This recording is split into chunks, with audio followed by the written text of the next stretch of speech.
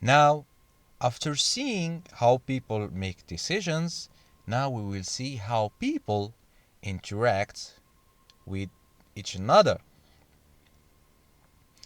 Principle 1, or it is the fifth principle in general, trade can make everyone better off. To see why, consider how trade affects your family.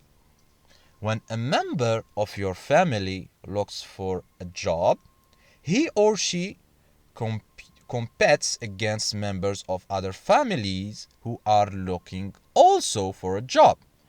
Families also compete against one another when they go shopping because each family wants to buy the best goods and services at the lowest price.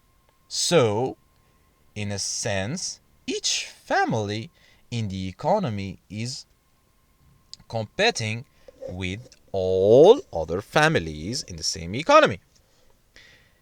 Despite this competition, your family would not be better off isolating itself from all other families.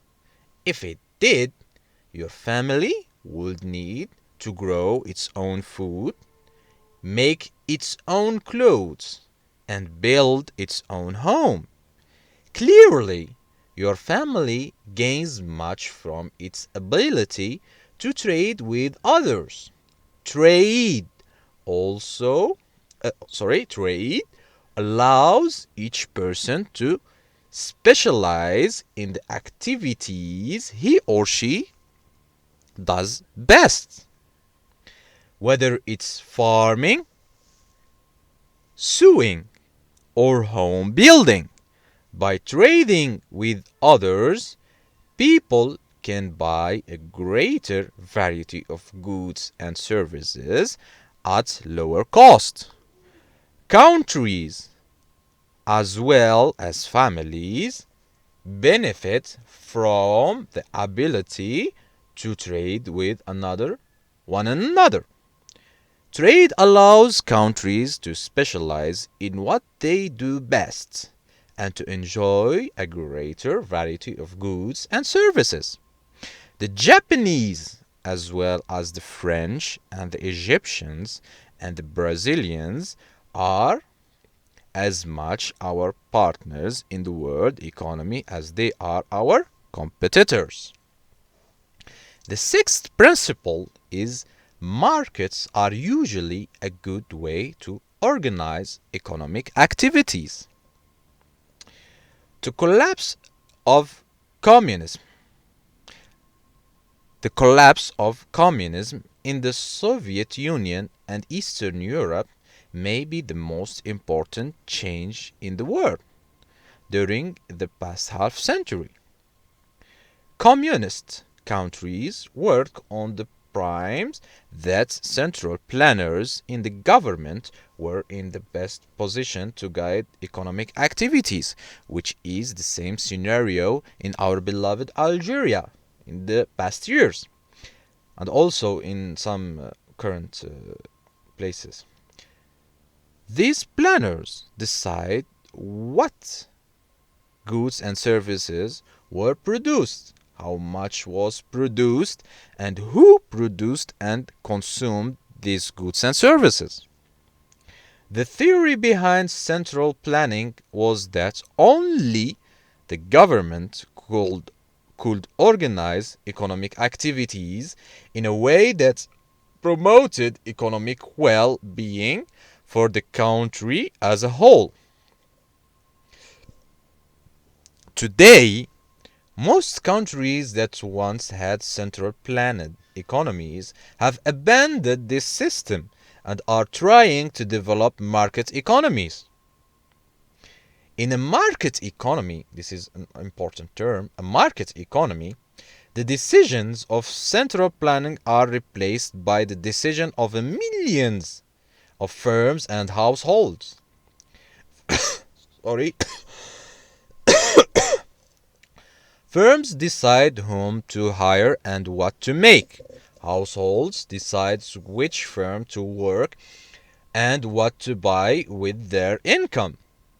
These firms and households interact in the marketplace. Also another important term, marketplace, where prices and self-interest guide their decision.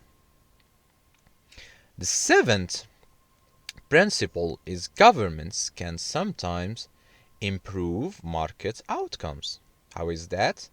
Although markets are usually a good way to organize economic activities, this rule has some important exceptions. There are two broad reasons for a government to interact in the economy: to promote efficiency and to promote equity. That is, most policies aim either to change the economic pie or to change how the pie is divided. As we call, efficiency is the pie and equity is how the pie is divided. The invisible hand, another important economic term. It was given by Adam Smith. Usually leads markets to allocate resources efficiency. Nonetheless, for various reasons, the invisible hand sometimes does not work. Economists use the term market failure to refer to a situation in which the market on its own fails to allocate resources efficiently. One possible cause of market failure is an externality. An externality is the impact of one person's action on the well-being of a bystander. The classic example of an external cost is pollution. If a chemical factory does not bear the entire cost of the smoke it emits, it will likely emit too much. Here, the government can raise economic well-being throughout environmental regulation. The classic example of an external benefit is the creation of knowledge. When a scientist makes an important discovery, he produces a valuable resource that other people can use.